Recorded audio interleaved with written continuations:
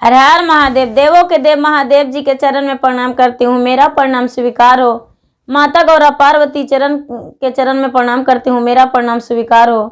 गणपति ललन माँ के चरण में प्रणाम करती हूँ, मेरा प्रणाम स्वीकार हो। सब गुरु भाई बहनों के चरण में प्रणाम करती हूँ, मेरा प्रणाम स्वीकार हो। माता पिता के चरण में प्रणाम करती हूँ, मेरा प्रणाम स्वीकार हो। गुरु भाई बहन, मैं एक कथा सुनाने जा रही हूँ, इस कथा को पूरा सुनिए और रहस्य जानिए। हर हर महादेव, घर घर महादेव। गुरु भाई बहन, बहुत पुराने जमाने का बात है कि एक बेचारी बुढ़िया माई थी। बुढ़िया माई थी तो भगवान के पूजा करती थी, भगवान के पूजा करती थी, जाप करती थी, पूजा करती थी, जाप करती थी। उसका एक बेटी थी, एक बेटी थी। तो वो बेचारी बचपन में बेटी को शादी कर दी, बचपन में बेटी की शादी कर दी। और शादी किया हुआ कुछ ही दिन हुआ कि उसका बेटी विधवा हो गई। उसके पति किसी कारणवश, कर्म का लिखा गुरु भाई बहन कोई नहीं जानते हैं। तो बेचारी बुढ़िया माई पर जो बीता वो कौन जानते थे, कोई नहीं जानते हैं।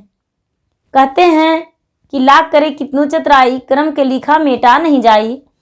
तो जैसे में उसी तरह बुढ़िया माई तो बेचारी नहीं जानती थी कि क्या होना है। तो सारी गांव वालों ने बोले कि ये बुढ़िया का बेटी विधवा हो चुकी है, तो इसका गांव में रखना बहुत गलत है, इसलिए कि इसको हम लोग फांसी देकर मार देंगे, क्योंकि ये कुलच्छनी है, ये अभागन है। इसके पति तो शादी होते ही कुछ ही दिन के बाद इसका पति गुजर गए, इस दुनिया से चल बसे, तो ये अभागन है। बेचारी सुनने लगी। बुढ़िया जो थी उसका भी तो और कोई नहीं था, एक ही बेटी थी। तो वो बेचारी रोने लगी कि हे भगवान, आपने मेरे साथ जो किए जो तो अच्छा किए, लेकिन आपको नज़र में अच्छा था तो अच्छा किए, लेकिन कम से कम भगवान मेरे बेटी को बचा लीजिए। हे महादेव, हे भोलेदानी, हम आपको बच्चे से पूजा किए हैं, यदि मेरा बेटी को दुनिया मार देगा तो हम किसके सहारे जिएंगे?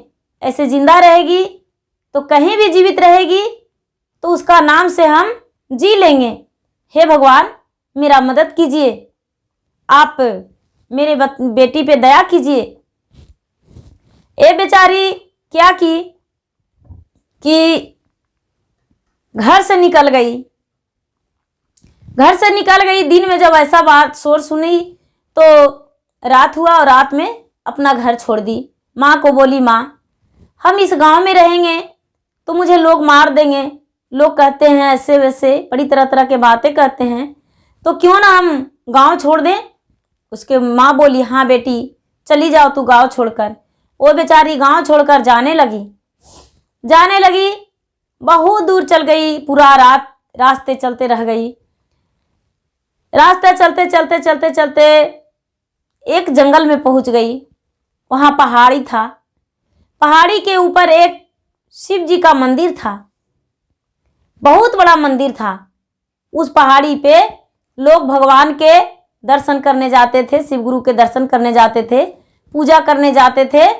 वही मंदिर में जाकर बेचारी बैठ गई, बैठ गई। और वहां पर पहाड़ी के ऊपर एक तालाब था। वो तालाब से स्नान करती थी, कुछ कपड़ा जो भी था उसके पास वो अपना ले ली थी, स्नान करती थी और भगवान के जाके जल चढ़ाती थी। और जंगल में से बेलपत्र तोड़ के, फूल तोड़ के चढ़ाती थी, भगवान को भोग लगाती थी और वही मंदिर में रहती थी। मंदिर में रहते रहते रहते रहते बेचारी का बहुत दिन बीत गया। जब बहुत दिन बीत गया तो माता पार्वती और शंकर भगवान दोनों आपस में बात करने लगे कि बुढ़िया तो बेसहारा थी, उसका एक कन्या थी और उसके पास भी तो कोई सहारा नहीं रहा। यदि ये मंदिर में अपना दिन बिता देगी तो इसका नाम इसके पास क्या रह जाएगा? कुछ नहीं रह जाएगा। इसलिए कि हम लोग बंदोबस्त करके किसी तरह से इसको यदि शादी करवा देते तो अच्छा था, महादेव बोलने लगे कि जाओ ना, तुम ही करवा दो शादी, हम कहाँ से शादी इसको करवा सकते हैं, कहाँ बर जाएंगे ढूंढने। माता पार्वती बोले, महादेव आप तो जो चाहेंगे वो होगा, आप क्यों ऐसा बोलते हैं, आप एक बार उसको आशीर्वाद दे दीजिए, उसके लिए तो एक सुंदर राजकुमार आ जाएगा मंदिर में। महादेव बोले ठीक है, इसका शादी हो जाना चाहिए, इसका आगे का जिंदगी भी चलना है। वो क्या किए, महादेव आशीर्वाद दे दिए। ये कन्या को कोई पता नहीं।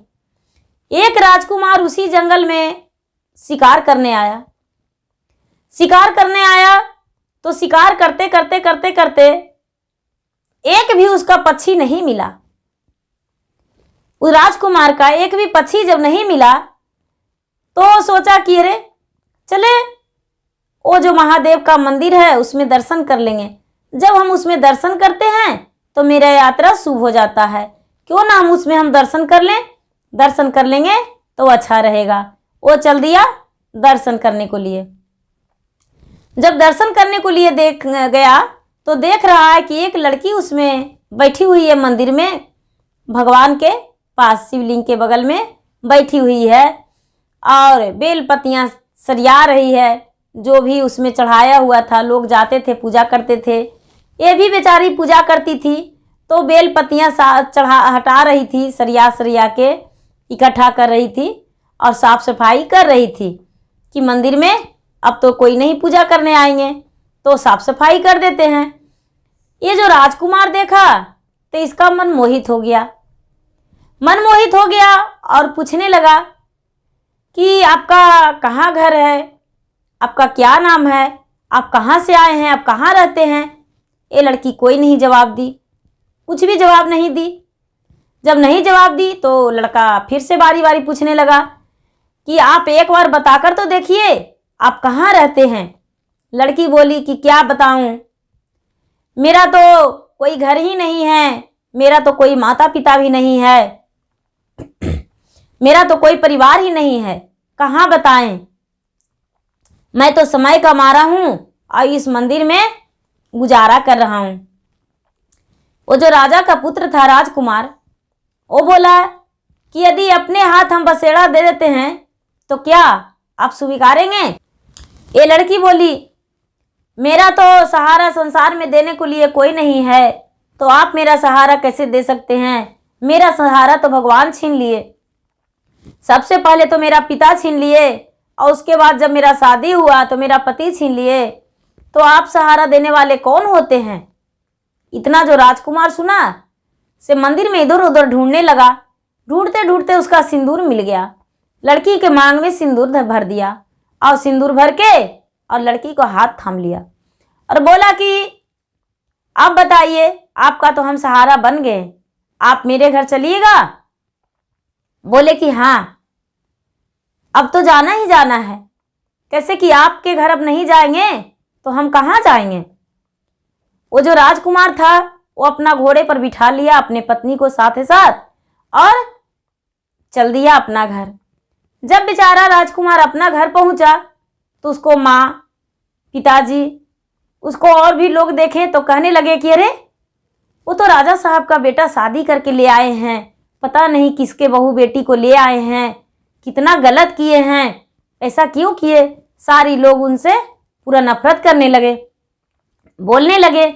उसके माता पिता ने उस कन्या को नहीं स्वीकारे कि पता नहीं किस कुल का जन्म लिया है, किस कुल से है, कहाँ इसके घर है, कहाँ इसके द्वार है और कहाँ से तू लाए हो, हम कुछ नहीं जानते हैं, जाओ मेरे घर से निकल जाओ। उसके माता पिता अपना घर से निकाल दिए। अब जब माता पिता निकाल दिए तो वो बेचारा क्या करता, अपने पत्नी का साथ हाथ धर के और घर छोड़कर निकल दिया। घर छोड़कर निकल दिया। अब फिर माता पार्वती महादेव से कहने लगी कि महादेव उसके लिए तो आप राजकुमार भेज दिए, शादी तो हो गया, लेकिन उसका ठिकाना कहाँ लगाइएगा। देखिए उसके माता पिता भी नहीं स्वीकारे। महादेव कहते हैं, कहावत है गुरु भाई बहन कि जिसका कोई नहीं उसका भगवान सहारा होते हैं। उसी प्रकार माता जब पार्वती बोले तो महादेव क्या किए कि पूरा दिन उसको बीत गया, रास्ता चलते चलते शाम हो गया। जब शाम हो गया तो दोनों पति पत्नी थक कर पीपल के वृक्ष के नीचे बैठ गए। वहां पर महादेव पहुंच गए।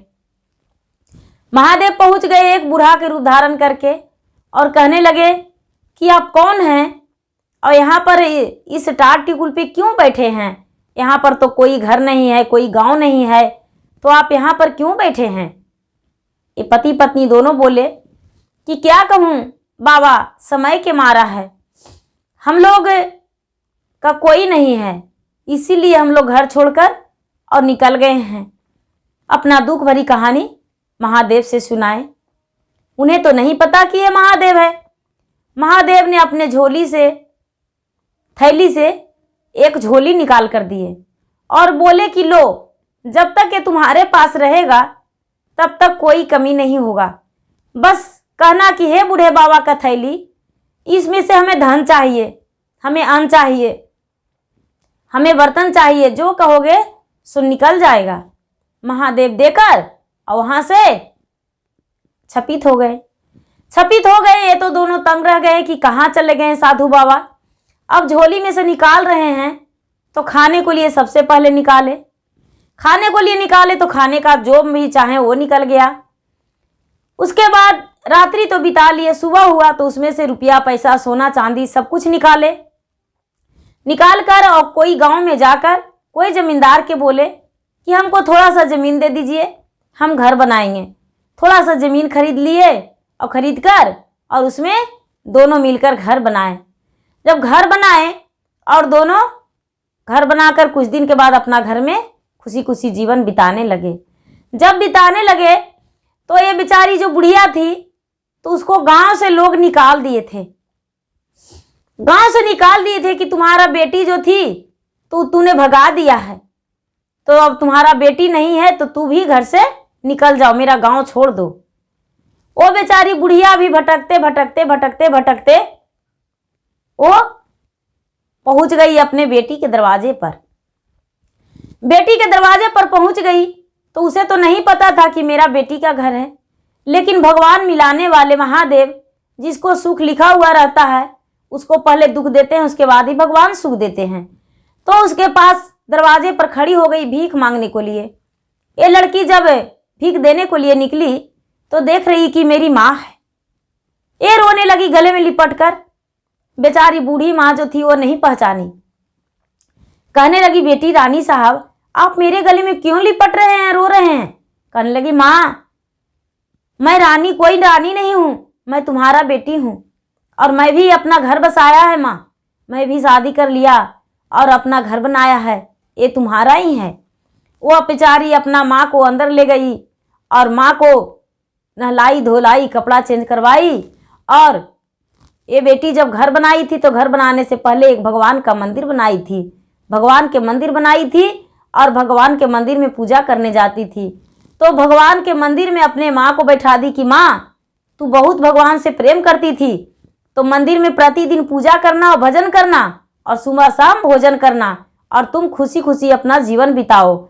और वो बेचारी बुढ़िया अपने बेटी और जमाई के साथ खुशी खुशी जीवन बिताने लगी और रहने लगी, और उसका बेटी भी और उसके जमाई भी उसी घर में रहने लगे और उसका भी जीवन धन हो गया और किसी चीज़ का कमी नहीं रहा। खुशी खुशी रहने लगे और जो भी आगे का विकास करने लगे, कमाई करने लगे, जो भी हुआ वो आगे का विकास करते रह गए। गुरु भाई बहना, मेरा वीडियो अच्छा लगे तो इसे लाइक कीजिए, शेयर कीजिए, सब्सक्राइब कीजिए। हर हर महादेव, घर घर महादेव।